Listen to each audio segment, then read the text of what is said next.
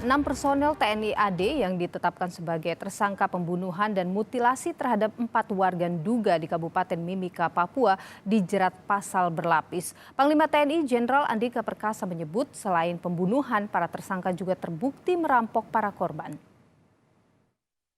Sekali lagi proses hukum harus berjalan sehingga kepercayaan masyarakat terhadap TNI tidak pudar. Saya kira yang paling penting usut tuntas dan proses hukum. Presiden Joko Widodo memerintahkan Panglima TNI untuk mengusut tuntas kasus pembunuhan disertai mutilasi terhadap 4 orang warga Nduga, Papua 22 Agustus lalu.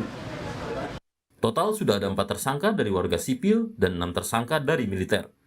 2 tersangka merupakan perwira menengah, yakni Mayor Infantri HFD dan Kapten DK. 4 lainnya adalah tamtama, yakni Pratu PR, Pratu RAM, Pratu RA, dan Pratu RP. Panglima TNI Jenderal Andika Perkasa mengungkap, selain pembunuhan, ke-6 tersangka anggota TNI AD juga terbukti merampok uang ratusan juta milik korban. Para tersangka juga berupaya menghilangkan barang bukti, salah satunya membakar mobil yang digunakan untuk melancarkan aksinya. Sejauh ini bukti permulaan cukup, 6 sudah kita tetapkan sebagai tersangka karena status proses hukumnya juga sudah meningkat menjadi penyidikan. Tindak pidananya kami akan memproses sampai ke akar-akarnya. Kami tidak akan berhenti sampai di situ. Terbukti kita sudah mendapatkan 2 lagi, walaupun belum kita tetapkan tersangka, tetapi terus pendalaman karena 2 ini, tambahan ini juga ikut menikmati uang yang diambil dari tindak pidana.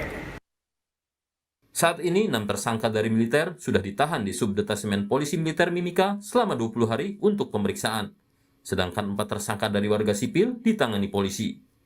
Atas perbuatannya, para tersangka dijerat pasal 339 KUHP, yaitu pembunuhan yang menyertai tindak pidana lain, pasal 340 KUHP pembunuhan berencana dengan maksimal hukuman mati atau penjara seumur hidup. Selain pasal berlapis, ke-6 tersangka anggota TNI AD juga akan menghadapi pemecatan dari institusi TNI.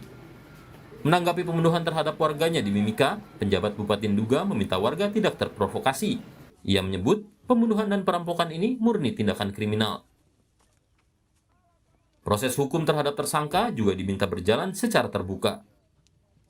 Pelakunya harus dihukum.